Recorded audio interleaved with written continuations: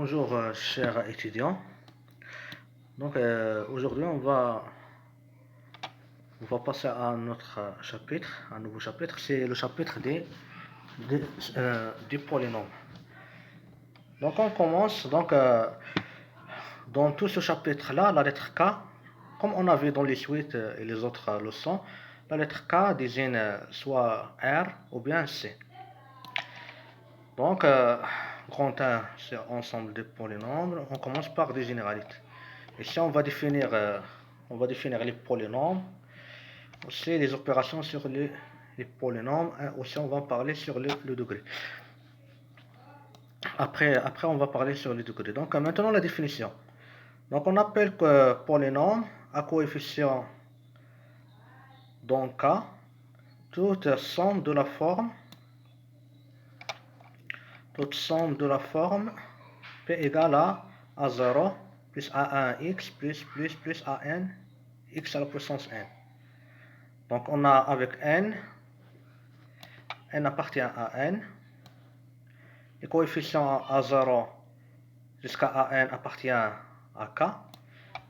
Donc un polynôme à coefficient de k, c'est-à-dire les coefficients de k, c'est-à-dire les coefficients à 0 à n, ce sont dans k. Par exemple, si on parle des polynômes réels, donc les coefficients ils vont être dans R. Pour les polynômes complexes, les coefficients ils vont être dans C. Maintenant, ce x-là, grand X, c'est un symbole qu'on appelle indéterminé. C'est un indéterminé. On appelle grand X l'indéterminé X. Les AI sont appelés les coefficients des polynômes. Maintenant, si tous les coefficients sont nuls, on dit que P est le polynôme nul. C'est-à-dire, on écrit P égale à 0. C'est-à-dire, quand on a tous les coefficients sont nuls, alors on dit que P est égal à 0. Aussi, si on trouve qu'un polynôme est égal à 0, alors tous les coefficients ils vont être nuls. Maintenant, si tous les coefficients sont nuls sauf 1, si tous les coefficients sont nuls sauf 1, on dit que le polynôme est appelé monôme. Par exemple, P égale à x3, ou bien 2x3. Donc ça, c'est un polynôme qui contient seulement un terme, donc on appelle monôme. Maintenant, si tous les coefficients sont nuls à partir de l'indice 1, c'est-à-dire, maintenant, ici on a P est égal à 0 plus A1x plus. Maintenant, c'est à partir de A1, on aura, ces coefficients sont tous nuls. C'est-à-dire seulement le premier coefficient à 0 qui n'est pas nul. Alors on dit que le polynôme il est constant. Donc le polynôme constant, il contient seulement un terme, le premier terme à 0. Maintenant, l'ensemble des polynômes à coefficient de k est noté k de x. Donc si vous voyez k de x, c'est l'ensemble des polynômes dans k. Donc on aura r de x, l'ensemble des polynômes réels, et aussi c de x, l'ensemble des polynômes complexes. Et ici, x il est entre. Oui. Donc بين معقوفتين.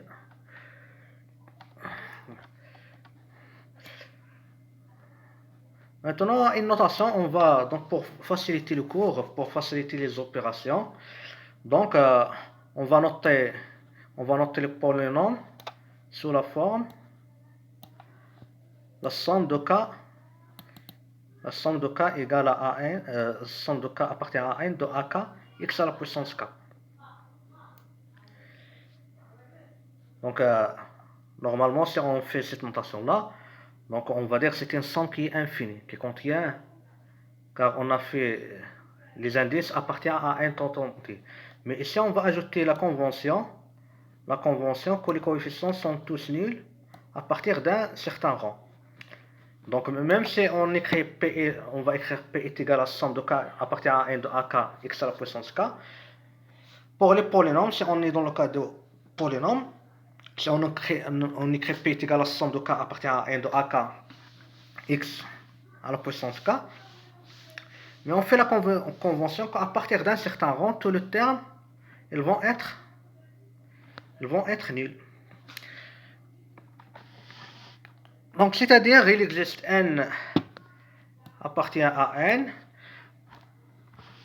quel que soit x, donc il va exister n appartient à n, quel que soit k appartenant à n, on aura ak égale à 0. C'est-à-dire il va exister un petit n appartient à l'ensemble n, quel que soit k supérieur à grand n, on aura ak égale à 0. Donc on aura ici, c'est une somme qui est finie.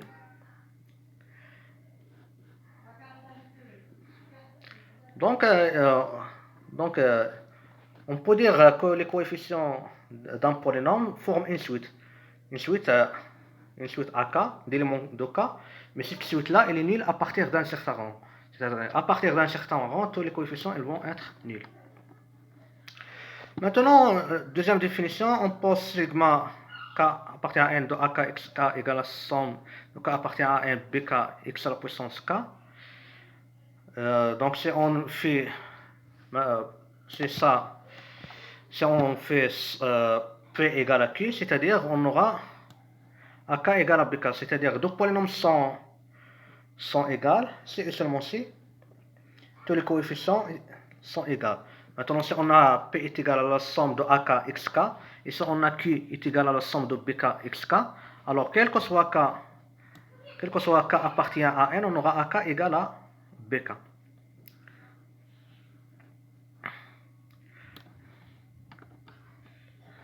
Maintenant, ici, on définit, on fait les opérations sur les polynômes. Donc, on a deux polynômes. P, c'est la somme de AK xk, et Q est égal à la somme de BK xk. Maintenant, la première opération, c'est la somme de deux polynômes. C'est le polynôme noté P plus Q. Donc, P plus Q, donc c'est la somme de AK plus BK fois xk. Donc, on somme les coefficients 1 par 1. Maintenant, la deuxième opération, c'est le produit ou bien la multiplication de P par un scalaire lambda. Donc c'est le polynôme lambda P qui est égal à la somme de K appartient à N de lambda à K xk. Donc chaque coefficient de P il est multiplié par lambda. Maintenant la dernière opération, c'est le produit de deux polynômes, P fois Q. Donc P fois Q il est égal à la somme de N appartient à N, c'est N xn, x à la puissance N. Donc pour déterminer c'est quoi Cn, Cn c'est un coefficient qui est obtenu à partir des coefficients de P et Q. Donc Cn est égal à la somme de K égale à 0 jusqu'à N de AK fois B indice N moins K. Donc est égal à la somme de K égale à 0 jusqu'à N de AK Bn moins K. Si on fait un changement d'indice K' égale à N moins K, donc on va trouver, il va être égal à la somme de K égale à 0 jusqu'à N à N moins K Bk. Après, on donne des propriétés du produit. Donc le produit il est commutatif, donc ça vient du fait que Cn est égal à la somme de AK Bn moins K est égal à la somme An moins K Bk. Aussi il est associatif, donc si on fait le produit de trois polynômes, on peut commencer par n'importe quel sens. On calcule P fois Q, puis on calcule P fois Q fois R, ou bien on calcule Q fois R, puis on multiplie par P.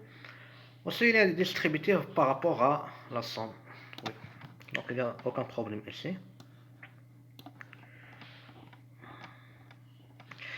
Maintenant, on passe à une notion très importante, c'est le degré d'un polynôme.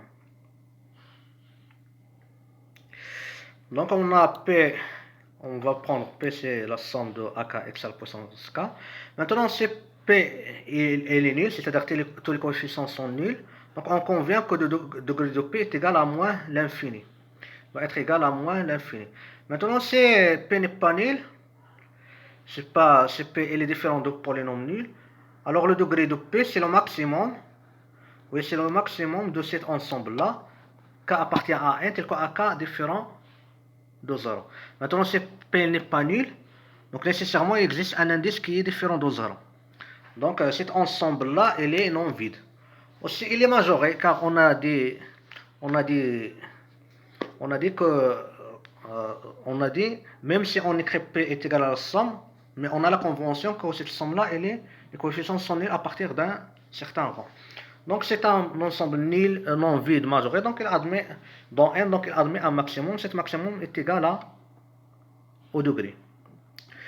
Maintenant, exemple, par exemple, si on prend le polynôme P égale à 1 plus 2x plus 3x au carré, donc ici x grand X, c'est pas petit x, oui.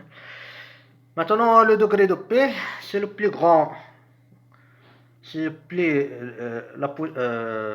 plus grand coefficient non nul. Donc ici, le plus grand coefficient non nul, c'est le coefficient d'ordre 2, donc on aura degré de P est égal à 2. Maintenant, si P est constant, alors degré de P est égal à 0. Car A0, c'est le plus grand coefficient non nul. Donc il ne faut pas mélanger les choses. Maintenant, si P est nul, degré de P c'est moins l'infini. Mais si P est constant, alors degré de P est égal à 0. Donc remarque, on a P égale à la somme de K appartient à N de AK x à la puissance K. Maintenant, on a une équivalence. Si on a P est égal à cette somme-là, et si on a N égale à degré P, donc ça veut dire quoi? N égale à degré P. Donc on aura AN, il est différent de 0. Donc on aura AN est différent de 0. Et quel que soit K supérieur à N, on aura AK égale à 0. Donc si on a P est égal à la somme de AK x à la puissance K, et si on a N est égal à degré de P, ça équivalent à dire que AN il est différent de 0. Et que quel que soit K supérieur à N, on aura AK égale à 0. Donc cette remarque, c'est elle qu'on utilise pour démontrer la propriété qui vient. La propriété sur le degré de la somme et le degré du produit. Donc on peut écrire P égale à AN à 0 plus AN x plus AN x à la puissance N. Aussi une remarque, il y a une remarque que je vais ajouter. Maintenant, si vous trouvez P est égal à ça, on vous donne P, soit P est égal à 0 plus A1x plus AN x à la puissance N. Donc si on écrit P comme ça ne signifie pas que le degré de P est égal à AN. Il se peut que le degré de P soit inférieur à AN. Mais si on vous dit que le degré de P est égal à N, donc ça veut dire que AN est différent de 0.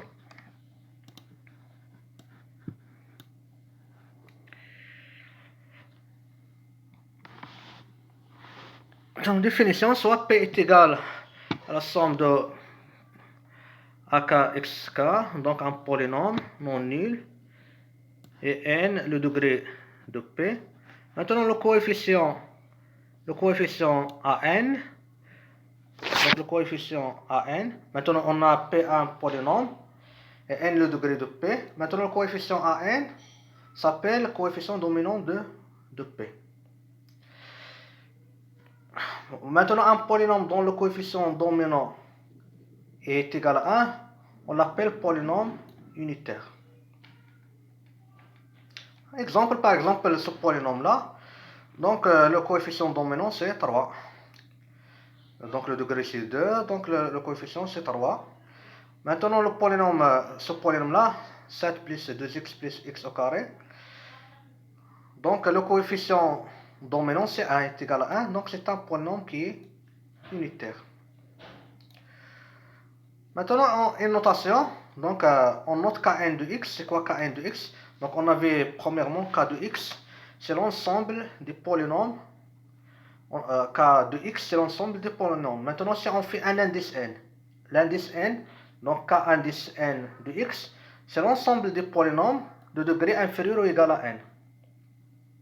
Par exemple, K3 de x, il va contenir les polynômes de degré 3, les polynômes de degré 2, les polynômes de degré 1, aussi les polynômes constants. Maintenant, théorème, soit P équivaut de polynôme, alors degré de P plus Q il est inférieur ou égal au max des degrés de P et des degrés de Q. Donc, le degré de P plus Q est inférieur ou égal. On n'a pas égal, mais il est inférieur ou égal. Aussi, le degré de P fois Q, ici, il est égal à degré de P plus degré de Q. Mais il y a une remarque qui précise cette propriété-là. Donc, une question. Donc, ici, dans quel cas on aura degré de P plus Q, il est égal au max. Donc, pour que degré de P plus Q est égal au max de degré P et de degré Q, il y a deux choses. Soit que P et Q, le premier cas, soit si on a le degré de P, il est différent de degré de Q. Si on a le degré de P est différent de degré de Q, alors on aura degré de P plus Q, il va être égal au max de degré P et Q. Par exemple, si on prend un polynôme de degré 2, on fait la somme avec un polynôme de degré 5. Donc, la somme, elle va être de degré 5. Le deuxième cas, maintenant, c'est P et Q ont le même degré. C'est P et Q ont le même degré, mais les coefficients dominants de P et Q ne sont pas égaux. Par exemple, si on prend, c'est le degré dominant de P, c'est 2, par exemple. Le degré dominant de Q, c'est 1. Donc, le degré de P plus Q, c'est le degré de P plus le degré de Q. Donc, il reste un cas. Il reste un cas où le degré de P plus Q il est différent du max. Où il va être inférieur strictement au max.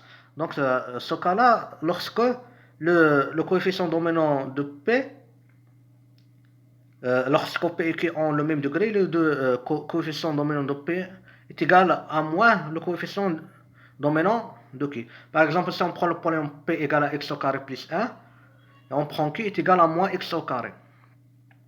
Maintenant, quand on va faire la somme, donc on va obtenir un polynôme qui est inférieur, dont le degré inférieur strictement à 2.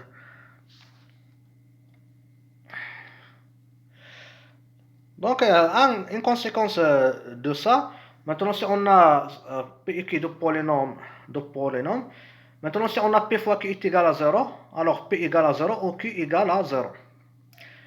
Maintenant si on a le produit de deux polynômes, il est nul, alors nécessairement l'un de ces polynômes-là, il est nul. Cette propriété-là, elle est vraie pour les polynômes, mais par exemple si on prend les fonctions, c'est pas vrai. On a vu dans la logique qu'on peut trouver deux fonctions qui ne sont pas nulles, pourtant leur produit il est nul. Mais pour les polynômes, si on a deux polynômes, le produit de deux polynômes il est nul, alors nécessairement l'un des deux polynômes il est nul. Maintenant la démonstration est facile. Par exemple, si on a P fois Q égale à 0, on se pose par absurde que P différent de 0 et Q différent de 0. Donc on aura degré de P supérieur à 0 et degré de Q supérieur à 0. Donc on aura degré de P plus degré de Q supérieur à 0. Et comme degré de P fois Q est égal à degré de P plus degré de Q, donc on aura degré de P fois Q est supérieur à 0. Donc P fois Q il est différent de 0. Oui, car le degré de polynôme nul, c'est moins l'infini, puisque le degré de P fois Q est supérieur ou égal à 0. Donc au moins, P fois Q il va être constant, au moins. Ça, au moins. Donc on aura ça, c'est absurde. Maintenant, on passe à la composition de polynômes. Donc soit P et Q de polynôme avec P égale à sigma AK xk. Donc on définit le polynôme P rond Q par P rond Q est égal à la somme de K appartient à N AK qui est à la puissance K. Donc soit P et Q de polynôme non nul, alors degré de P rond Q est égal à degré de P fois degré de Q.